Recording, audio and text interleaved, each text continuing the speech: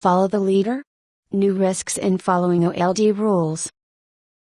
Predictable increases in the number and scope of government mandates and regulations will not only increase the uncertainty that managers will face as they're dealing with government, they will also make it harder to decipher information that is gleaned from the marketplace.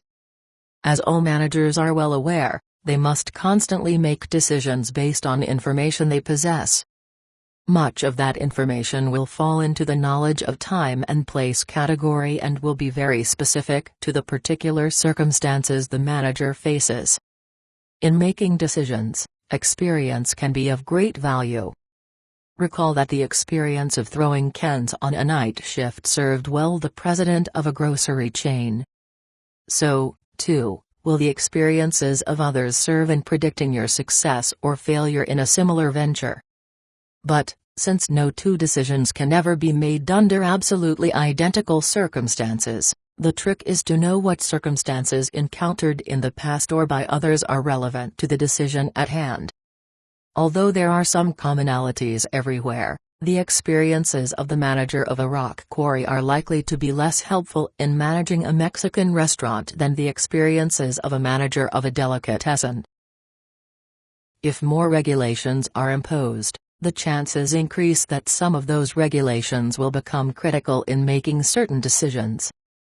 So, managers will not only have to differentiate between potential variation in specific market conditions in seeking experiences to guide decisions, they will also have to additionally decide if the regulatory environment is similar enough to make a past experience useful.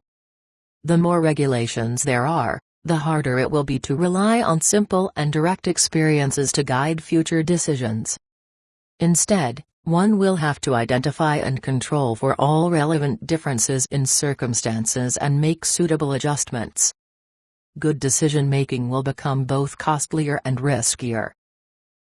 Two examples show how the regulatory environment can affect managerial decisions in what otherwise would be considered similar businesses.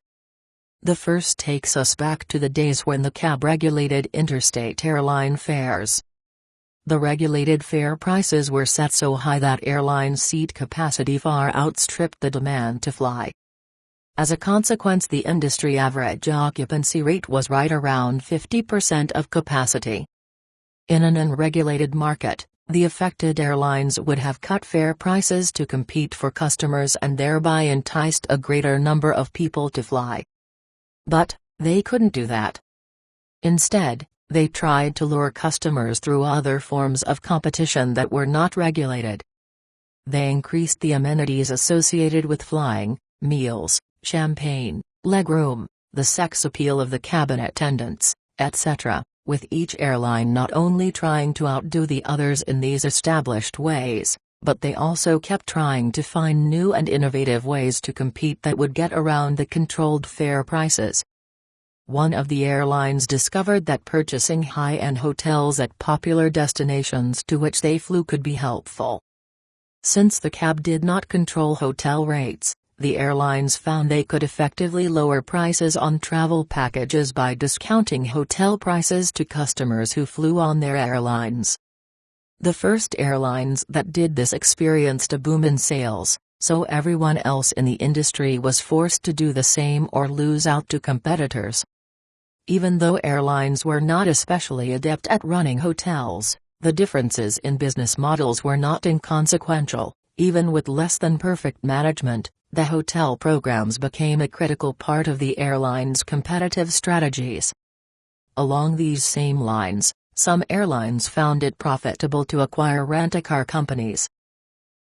As mentioned earlier, there were a few airlines that operated within the states of California, PSA and Air California, and Texas, Southwest Airline, that were not subject to the CAB controls, since the U.S. Constitution only allows the federal government the right to regulate interstate commerce.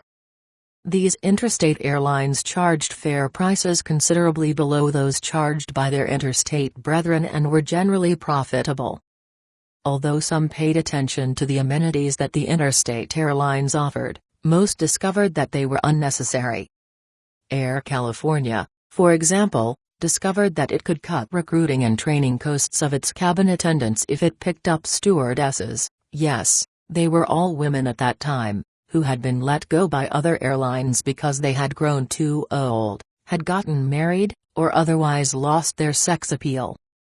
Folks flying Air California from Orange County, before it was named John Wayne Airport, to San Francisco showed much more interest in the low fares and good service from experienced cabin attendants than with fantasizing.